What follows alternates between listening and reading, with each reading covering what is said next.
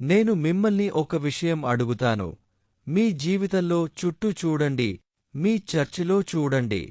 ఎంతమంది క్రైస్తవులు దేవుణ్ణి మరింతగా, మరింత నిజాయితీగా, మరింత స్పష్టంగా, మరింత మధురంగా తెలుసుకోవడానికి తమ శక్తినంతా ఉపయోగించి ప్రయత్నిస్తున్నారు?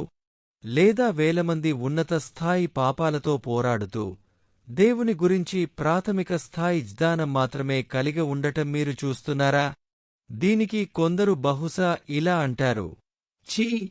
తక్కువ చదువుకున్న వాళ్లు వ్యభిచారం చేసినంతమంది థియాలజీలో పిహెచ్డి పొందిన వాళ్లు కూడా వ్యభిచారం చేస్తున్నారు కదా, దానికి నేను బహుశా ఎక్కువ మందే చేస్తారేమో అని అంటాను. థియాలజీలో పిహెచ్డి పొందిన వాళ్లు ఎందుకు వ్యభిచారం చేస్తారు? ఎందుకంటే వాళ్లకు దేవుడంటే ఏమిటో నిజంగా తెలియదు. మీరు రోజుకు 10 గంటలు 40 ఏళ్లపాటు థియాలజీ చదవగలరు, కాని దేవుడు ఎంత అందమైనవాడో, ఎంత సంపూర్ణమైన తృప్తినిచ్చేవాడో, మీ జీవితంలో అత్యంత విలువైన నిధి వంటివాడో తెలుసుకోలేరు. దెయ్యానికి దేవుని గురించి తెలిసినట్టు తెలుసుకుంటే ఎవరికి లాభం? వాడు అందరినీ ద్వేషిస్తాడు. దేవుని గురించిన జ్ఞానం వాడికి ప్రజలను ద్వేషించడానికి సహాయపడుతుంది. మనం ఇక్కడ మొదటి తెస్సలోనికీయులకు రాసిన పత్రికలో దేవుణ్ణి తెలుసుకోవడం గురించి మాట్లాడుతున్నాం.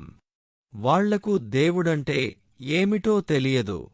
ఆయన నిజంగా ఎంత అనంతమైన విలువైనవాడో, ఎంత అనంతమైన అందమైనవాడో, ఎంత అనంతమైన తృప్తినిచ్చేవాడో వాళ్లకు తెలియదు.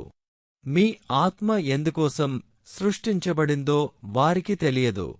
ఆయన కుడి చేతి వద్ద ఉన్న ఆనందాలు, ఆయన సన్నిధిలో ఉన్న శాశ్వతమైన సంతోషాలు మీరు 10,000 లైంగిక సంబంధాలలో పొందే ఆనందం కంటే ఎంతో ఎక్కువ.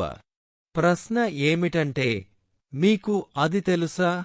ఎందుకంటే మీకు అది తెలిస్తే పాపం మీ జీవితంపై తన అధికారాన్ని కోల్పోతుంది.